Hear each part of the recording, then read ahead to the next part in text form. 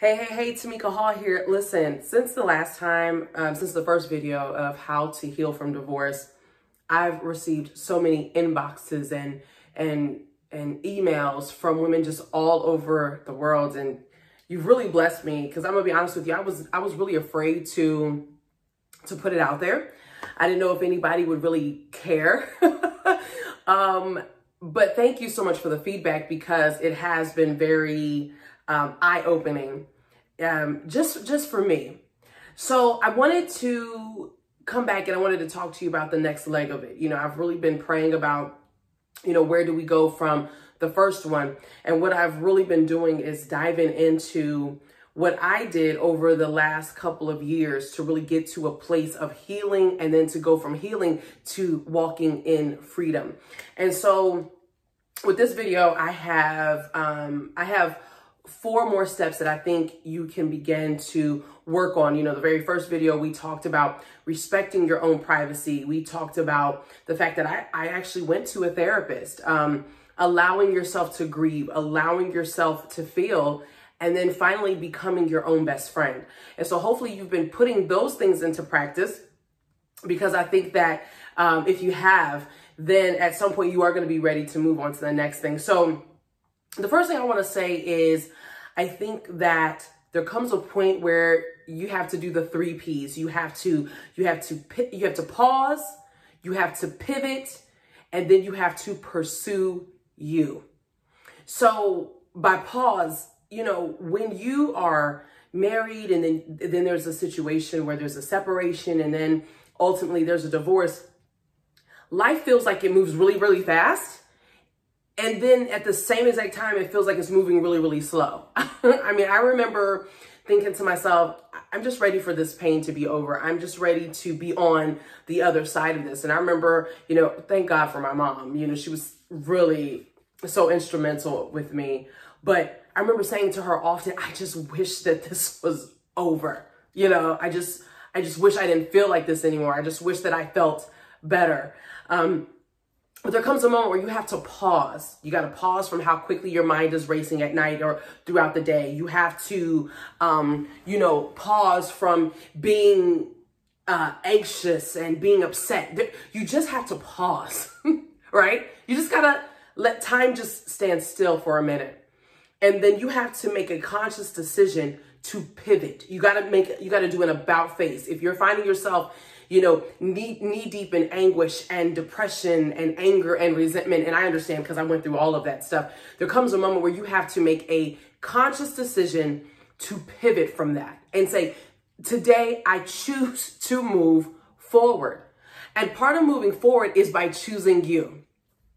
So here's the beautiful thing about marriage. To me, I still believe in it. I still believe in the love. You know, I was very blessed that my parents have been together for over 40 years. And so I know that storybook love actually exists. And I just choose to believe that. But what I do know about the beauty of marriage is what it's supposed to be.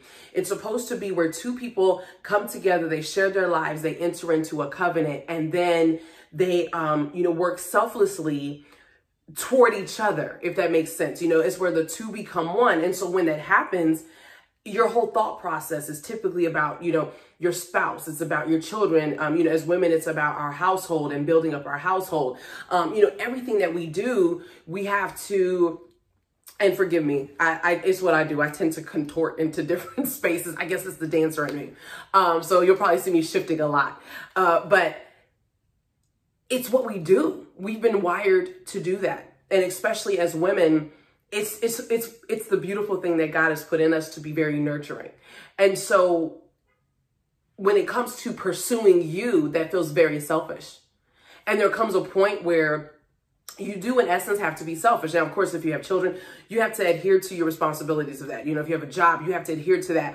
But for as much as you can, you need to be selfish and be focused on you and your healing. Yes, your children are going to need you. Absolutely. But you got to focus on you and you have to focus on your healing. So you have to pause, you got to take a moment and just pause. Pause from everything that you feel. And trust me, you really can do that. You know, even if at the moment you're like, yeah, I'm still hurt, but you got to take a pause. Give yourself 60 seconds away from all of it. Take a pause. Make a decision to pivot. I don't even care if every day it's a little bit more every day, but at that moment, I'm choosing to shift what's going on in my mind right now.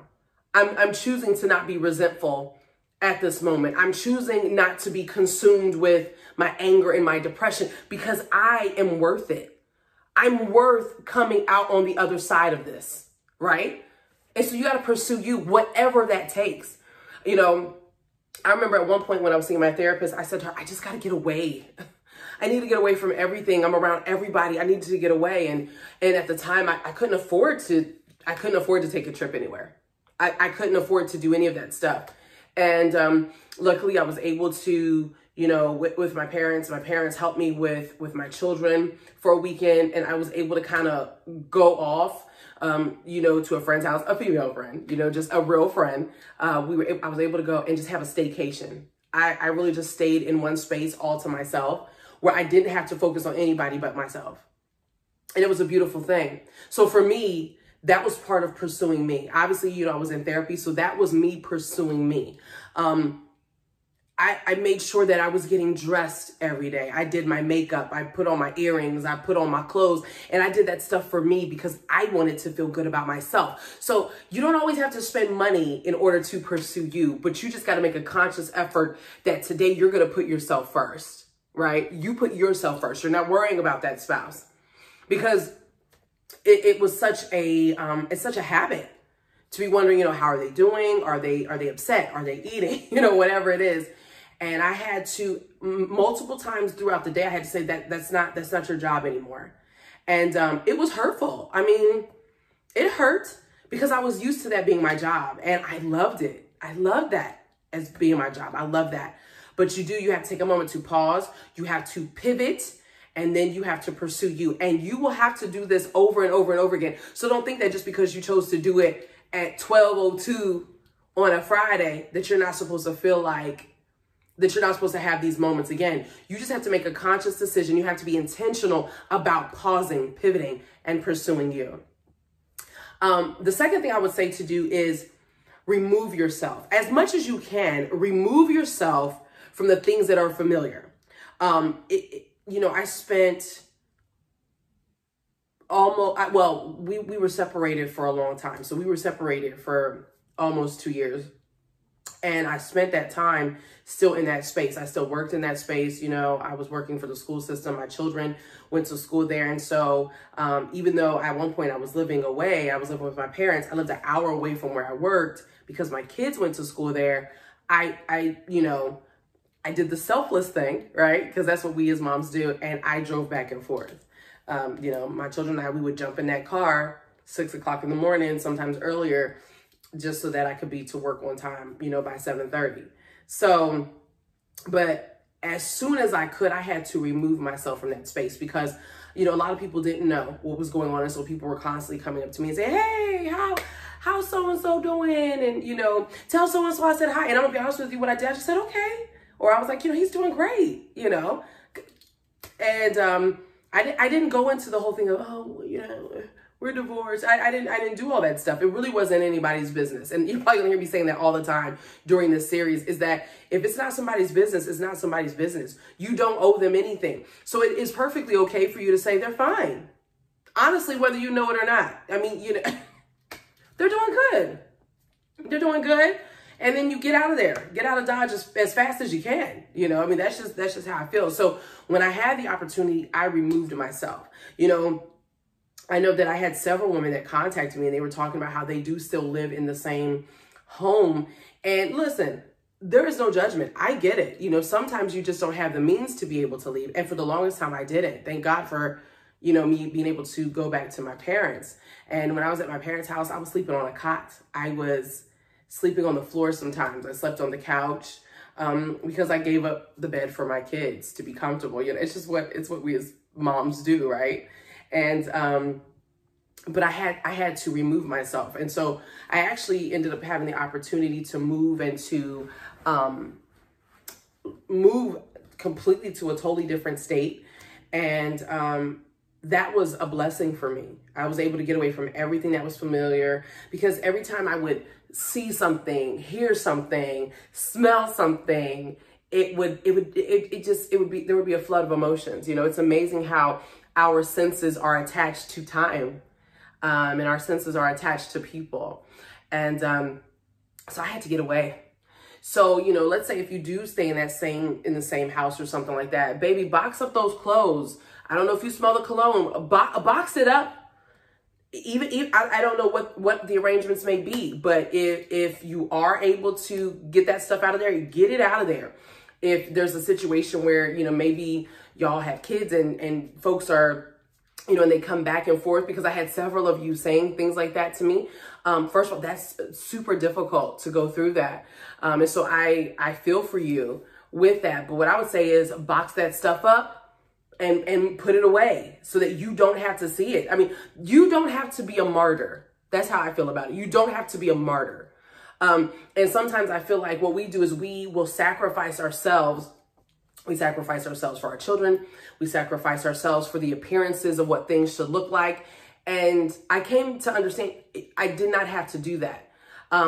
Always keeping my children first, always keeping them in my mind's eye. But I understood that the decision that I made to ultimately, you know, seek my freedom and to be better was the right decision. And it was the right decision when my daughter said to me, I like the happy mom. And, you know, I had been in a space where I was like, what am I doing to my kids? You know, what am I doing to my children? But she said to me one day at random, we were pulling into the driveway of my parents' house, and she said, I like the happy mom. And I said, what do you mean? And she said, you're happy. And I didn't realize that she knew how unhappy and miserable I had been. I didn't know she knew that. And I know it sounds crazy maybe, but you know, I've been hearing this for forever, that children feel and they sense and they know what's happening. And she heard every fight. She was afraid. So to hear her say, I like the happy mom, it was amazing for me. And so, you know, that really did drive a lot of my decisions thereafter as well. And so some of that was, you know, I had to let them know, listen, I understand that you might want to still stay at school there, but we have to move. You know, it's time for us to go. And so, yeah, if you can, remove yourself as much as you can from the situation. If you are able to move, baby, pick up and move. If you can move to another house, an apartment, baby, pick up and move if you can. I'm sorry, like, do it. If you can do it, your healing, it will help. I don't care what anybody else says.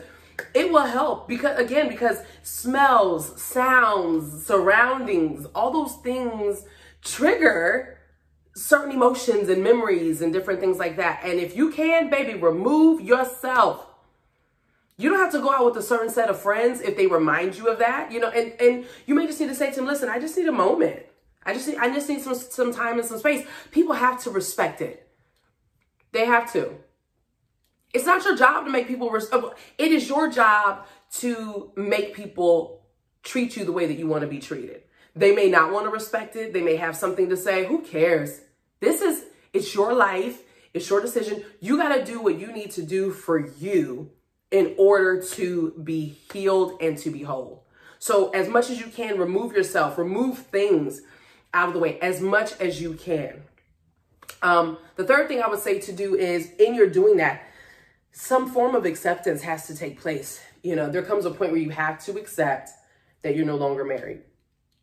And that can be really hard. And it took a long time for me to stop saying my husband. It took a long time for me to do that because I'd been saying it for over a decade. And it was weird. It was really weird to say ex-husband. And it hurt. I mean, like, even months later, it hurts to say that. You know, because you got to remember, you've severed a piece of you. You know, when you get married, you're supposed to be fused together. So it's not supposed to feel good. You know, I don't care what happened in it, you know, in the relationship. I don't care what happened. It's not supposed to it's not supposed to feel good because we come together as one. That's the way that God created it to be. So yeah, it was really hard for me for a long time to stop saying my husband, or to finally say my ex-husband, to say, you know, I'm divorced. I had to accept that. I loved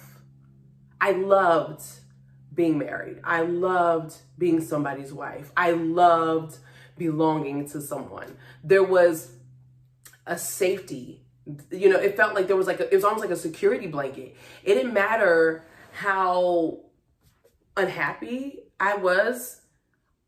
It was almost like this validation. And I don't know if that comes from society. I don't know if that's because of the way we were. I don't know. I don't know where that comes from, but I know that it's normal. And I know that a lot of women, sometimes we have difficulty moving on because we were connected to somebody. And, but it doesn't make you less than that you're no longer connected. It doesn't mean that, you know, you're not worthy because you're no longer connected. You're just not connected anymore. You're just not. And, it's been exciting. You know, it was scary, and sometimes it'll be a little scary. Like, you know, a couple months ago, the battery in my car died. And for a second I was like, what am I supposed to do with this? You know, I'm 3 states away from my father, you know, because daddy is always, you know, daddy's always the fallback, right? And I was like, I'm 3 states away, and what do I do about this? And I had to take a moment. I had to pause. I had to pivot. And then what I did at that moment is I prayed. I said, okay, God, there's another 3P, right? I had to pray in pursuing me. And God let me know, you got this. You can handle this. You've been handling stuff for years. You can do this. So when I took a moment to pause and to pivot, the answer came. And we were able to get the battery changed out, and boom, lickety split, it was all great, right? So those are some things that, you know, you'll find yourself having to deal with. But yeah, you got to accept it. Like, it's over. But on the other side of it is the best you. If you put the work into you, you're going to find that you like you. You're going to find that you love you. You're going to find things about yourself that you didn't even realize. Like, I've been kind of keeping this running tab on things that I want to do. And it seems a little sad. Like, I've never been miniature golfing. I've never been horseback riding. I was like, I want to take a glass blowing class, right? So there's so many things that I'm like, I never did any of this stuff. And I'm like, I can't wait to do it. You know, we're stuck in quarantine right now, so I can't jump and do those things, but I cannot wait to do it. Okay, so let's go to the final thing. And that is choose to feel better. And I know you're like, girl, what? I'm upset. I'm hurt. I'm depressed. I'm crying all the time. I'm angry. I'm ready to cuss somebody out. I'm ready to fight somebody. I'm ready to drive my car through somebody's house. I'm ready to set something on fire. You know what I'm saying? Like, I get it. I know it sounds crazy, but literally, a lot of times the reason why divorce can hurt because we don't always feel like we have a choice in how things turned out. Even if you were the person that, you know, you were okay with this, if you're the person that this was ultimately your decision, you know, a lot of times it's because you don't feel like you have a choice. You don't have a choice in how divorcing made you feel. You don't have a choice in the events that led up to you choosing to be on your own. You know, sometimes the power of choice was taken away from you. So when you choose that I choose to feel better, there's a lot of power in that. I'm trying to tell you, practice it. It doesn't mean that you're not going to ever, you know, be hurt or even feel depressed. But there comes a moment, and this is almost the same thing, like you got to pause and pivot. There comes a moment where you have to be like, I choose joy over this. I choose joy. I choose to feel better. Because have you ever found yourself kind of feeling a little happy? Like you feel the remnants of happiness. And then it's like your mind's like, nope, nope, nope, nope, nope. You're a divorced woman. You should be sad right now. And then all of a sudden you're all sad again. And I know, that was a visual and I know it looked crazy, but it's the truth. Like there would be times where I would be feeling happy and then I'd be like, you should be sad right now. And then all of a sudden I would go from ha ha ha to sitting there very composed. And maybe that's the Gemini in me. I don't know. But that happened. Choose joy. Choose to feel differently. Make it a choice. I don't care if you got to say it to yourself 100 times in the day. You will find yourself, because you are choosing to feel a different way, you will begin to feel another way. Like your body, your mind, everything will be conditioned to start feeling a different way. Choose to feel better. What are the things that you've been holding yourself back from, right? When I was in the beginning of it, going through things, I run multiple businesses, man, I didn't feel like doing anything. I didn't want to talk to anybody. I didn't want to design anybody's book. I didn't want to do anything. I didn't want to do anything to make my radio station grow. I didn't want to do anything. Luckily, I understood, because unfortunately, so many times over the years, I had been in a place of depression. I understood that I couldn't let my stuff fall apart. So I did just enough to, I did just enough to make sure that everything was still running, but I wasn't putting my heart and soul into it. But the moment that I started to choose to feel better, then I chose to do a little bit more with the radio station, for example, or I chose to reach back out to that potential client. I chose to see myself being a boss in the future. I chose to begin dreaming bigger. I chose to see that, this girl at the end of all of this is going to be somebody amazing. And I chose to look forward to that versus waking up every day and looking forward to the fact that, okay, I'm gonna wake up tomorrow. I'm gonna be divorced tomorrow. And then you wake up the day after that, I'm divorced. I don't feel worthy. I'm upset. I chose differently. So when you put some of those things into practice, you're going to find yourself beginning to soar. The divorce clipped your wings. But when you tap into the power of God and you tap into the power of you, your wings are going to start growing even bigger and better. And you're going to soar over top of all those feelings. And even when they begin to consume you, you'll learn, let me pause. Let me pivot. Let me pursue me. Let me choose to feel different. Let me choose to move differently. And then all of a sudden the world's going to open up for you. So this was the second video of how to begin healing from divorce. Please let me know. Let me know if this was helpful. If you got any questions, hit me up. You can email me. You can inbox me. However you can get to me, you can do that. Yeah, I want to hear from you. Let me know if this is helpful. I love you. And guess what, baby? You are worth it. You are healing.